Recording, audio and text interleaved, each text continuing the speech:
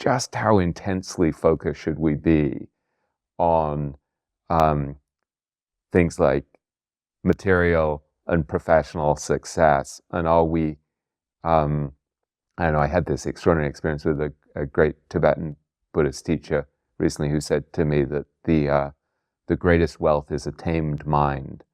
And once you hear that, you're like, wait a second, so if I'm really intensely driving for success blindly in this kind of physical, material, reputational way, but my mind is a mess and I have no equanimity, I've kind of lost the battle. And so I think maybe this is part of our sort of middle-aged existential crisis, is we spend an enormous amount of time actually trying to wrestle with these questions. Yeah, I mean, yes, and it's interesting because I would have felt guilty about doing that, but somehow you've made me feel less guilty. You've actually made me feel like that's perhaps the most important work, and once you get that right, many other things fall into place.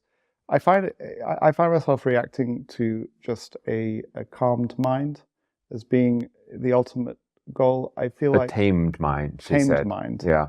Is that somehow for me it's so envy, I think, is such an interesting emotion. Again, we could spend a long time discussing, trying to understand envy. There's some things on my reading list that I haven't yet read on envy.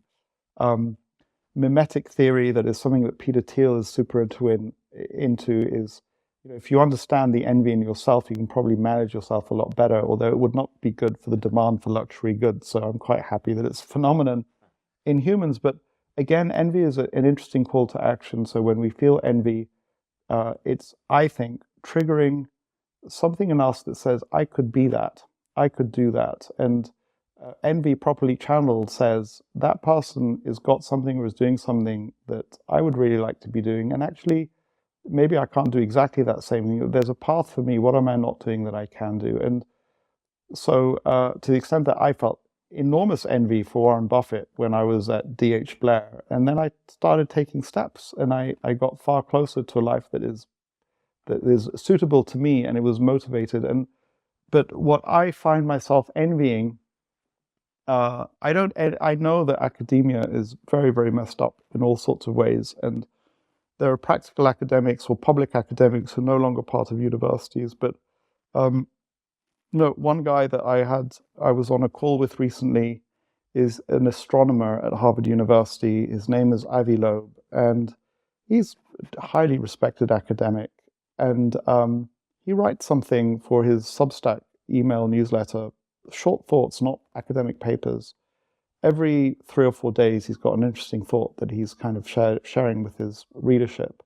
And then I've looked at his and other academic resumes, and I feel envy for the fact that they have they've left a body of work, a body of thinking behind them if they were to be taken off the planet. And I'm super grateful. I mean, I would say that the most important things I've done in my life is get married, have 3 children, and produce a book with you. So I've left something behind that perhaps will be of lasting value. We'll have to find out. But maybe there's more there that I should be spending time thinking through. And partly, I mean, we discussed this as well. I think that there's a lot of meaning to working at trying to understand things, perhaps the way the Montaigne did in his essays and George Orwell did. And I think that what comes up for me, and I've asked you about this, is that doing that is extraordinarily painful. It's hard work, enormous, real writing, sitting at the rock face and saying, now what do I want to put on paper? What do I think about this? What is important for me to express is just the most painful thing, without really actually being physically painful. I think that I've done far more difficult than therapy, far more difficult than fighting with my wife. And so do I really want to do that? Real conversation is painful too. I realized, I was thinking a few minutes ago that that tremendous discomfort in my chest disappeared a few minutes ago. And I'm like, oh, I think that was probably anxiety about talking about Gaza. And so literally, so I think, like, there was one point earlier in the conversation where I felt so physically uncomfortable that I could have, like, there was a part of me that was thinking, I need to get up and go lie down in fetal position in a room over there.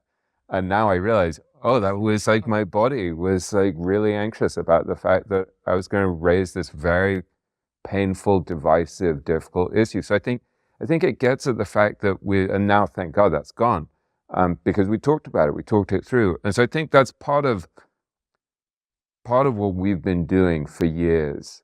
And this is probably an appropriate place to wrap this up, especially since we're going to have to go for lunch.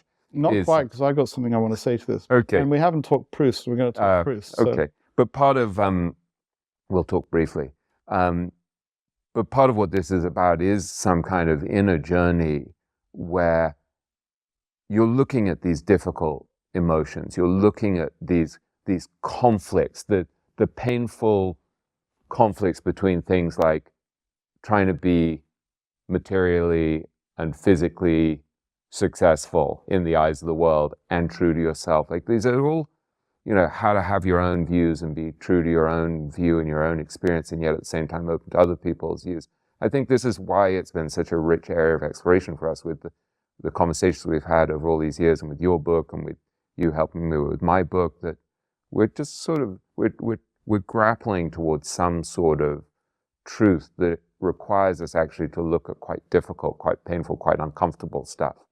And it seems to me that at some point, though, we have to, and maybe this is the last 10,000 days, you have to actually make a conscious decision, which I don't think that I'm afraid of making really, is what do I want my life to be about?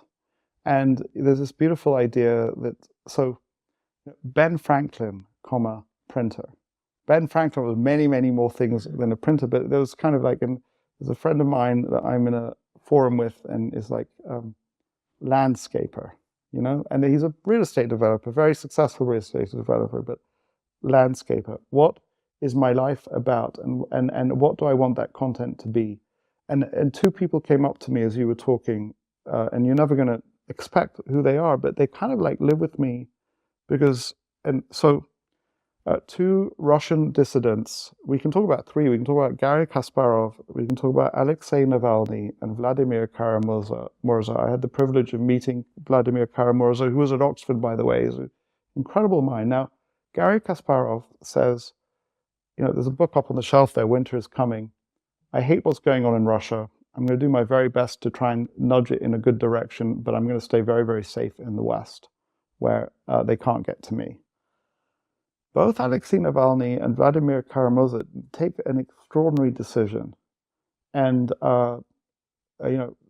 there's a documentary on Alexei Navalny. He decides that if he's going to change Russia, he's going to go back to Russia. And he knows that he might get arrested, which he did. He's going to spend enormous amounts of time in prison. They might torture him. They might poison him.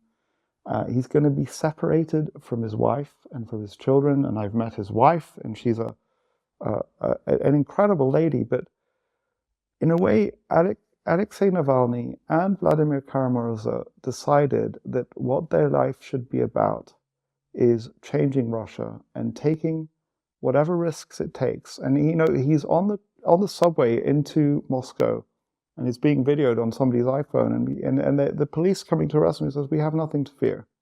And he's a guy who made the decision, I would rather be in a prison cell somewhere in Siberia than live a comfortable life. That is a meaningful life for me. And I look at that and I just, and then, just briefly, the guy who changed South Africa is Nelson Mandela. Yeah.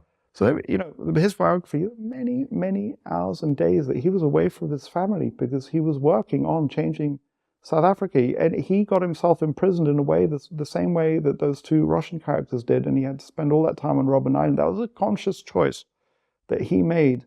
And I look at that and I go, I don't think that even if I was inhabiting the same body, the same circumstances, the same thoughts, I would have opted for a more comfortable life. And they would have looked at me. So there's a choice that they made that I just mentioned them because they're extraordinary people and human rights activists who take enormous risks with their own personal security and sometimes pay an enormous price, often pay an enormous price. Mahsa Amini, who was killed in cold blood in Iran because she wanted to protest not having a veil on. That's not me, and I feel slightly cowardly as a result. But there's an incredible exercise, Warren's talked about it, Monish and I have done this exercise. Write your obituary. What do you want your life to be about? And then try to live up to that obituary. And I would tell you, William, that Monish and I did that exercise recently, and I had a really hard time with it because I had a really hard time deciding what, I definitely don't want to be an Alexei Navalny figure. It's just not for me. I'm sorry. Sorry, all those people that I might have served. But that's just really, really important. What And was the most important revelation for you in writing that obituary about what you want your yeah, life to add up to? and I was just so, I wouldn't have had a hard time saying I don't want to be Vladimir Kara-Murza, much as I respect him enormously. But I knew that, Guy Spier discovered Warren Buffett, wrote a book, and made a lot of money was not enough asinine, to use the word, or shallow. It had to be Guy Spier discovered Warren Buffett, had a family, wrote a book, made enough money, continued to make money, but devoted himself to and produced and thought or something. And that was very, very hard for me. And it was very hard for me to see exactly how that would fit together. And I think that the answer for me is just to struggle with it.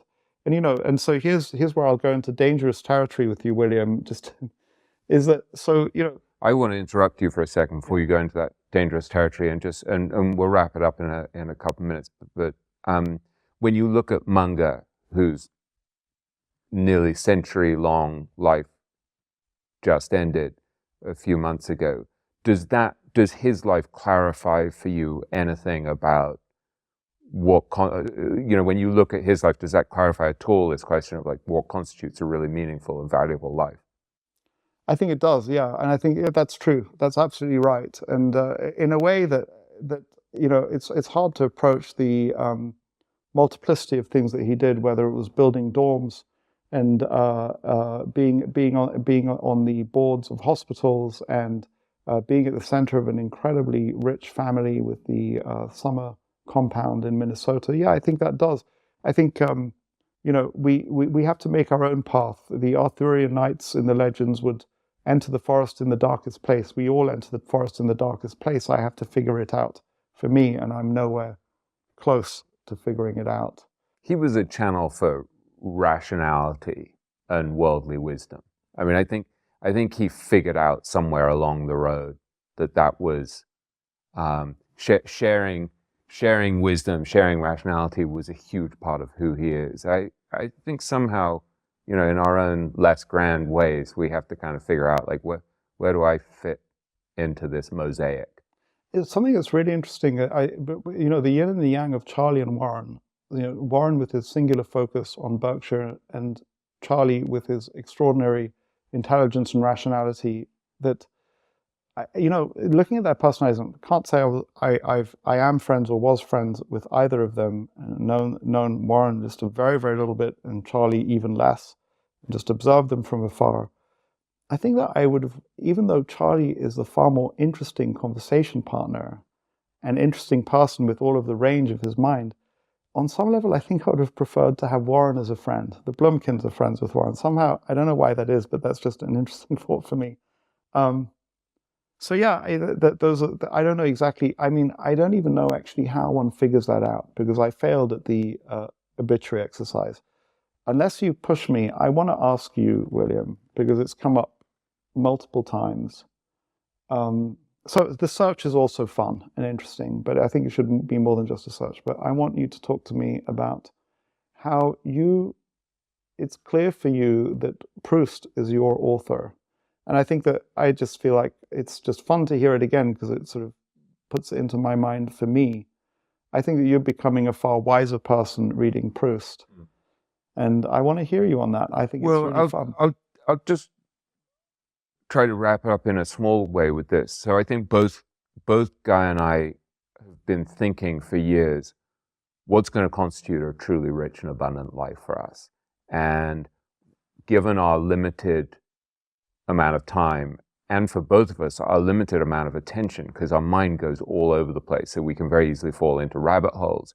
We have to be really discriminating, really discerning about what are the really important things to focus on. So I think for both of us, family is absolutely at the top of the list. Then there's professional stuff,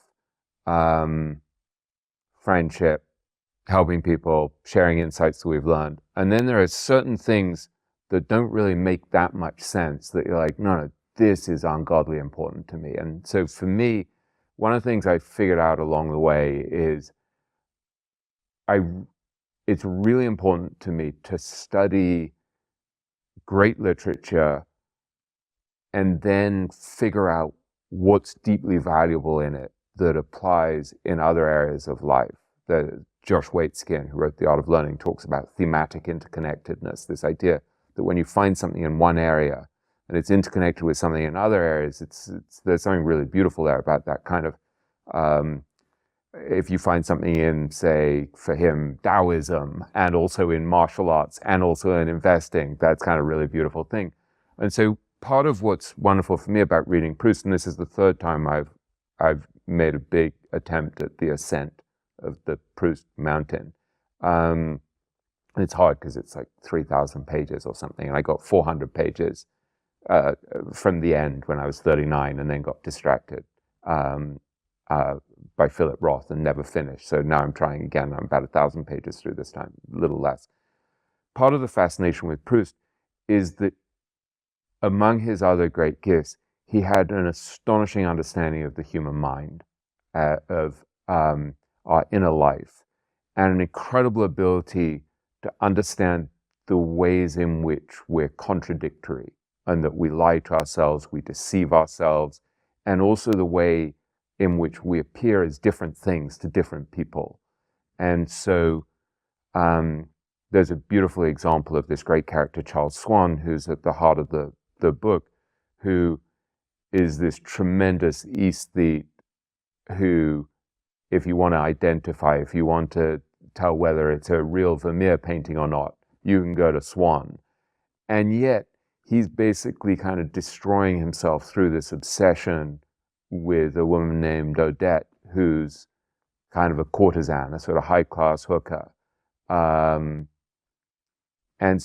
then at a certain point, he realizes that she wasn't even my type, and yet I was totally obsessed with her and destroyed my peace of mind for this woman who wasn't even my type and who wasn't interesting to me and wasn't smart or anything.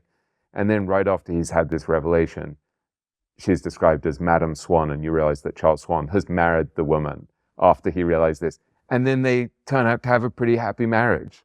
And so I look at this stuff and I'm like, it fills me with a sense of how unknowable people are, how contradictory they are, how we're not even knowable to ourselves. We confuse ourselves, we deceive ourselves. And this does have a connection to investing and to everything else, because also, we construct stories about things. We look at people and we construct a narrative about a person or a company, and we say, this is what it is, this is what I believe it is. And Proust reminds you, it's so much more complicated. And it makes you, I think it makes you a little bit less hasty in judging people harshly, because, Proust sees everyone's flaws in a sometimes vicious and very funny way. But there's also great compassion there. And so for me, it's a reminder of the complexities of human nature and how difficult it is to see anything clearly. I want to relate two things, because the next best thing to reading it yourself, because you can't read all of this stuff, is to have a friend who's either reading it or read it. So, I was describing to you, William, somebody that was, I kind of it made me feel slightly uncomfortable. Wasn't sure why or how, and I don't know if you remember. And you said, "Wow, the person you're describing to me sounds to me like this personality in this book in Charles Dickens' book, David Copperfield, called Uriah Heep." And I'm so grateful, because I'd actually put that book on my reading list, and there are books that I read and I just read them, and there are books that I make myself read. I'm making myself read The Red and the Black right now by Stendhal, and I was like, my gosh, that's right. And it enabled me to see this person in greater clarity, because all you had to say to me was Uriah Heep. And then I will just tell you something else. Who was smarmy.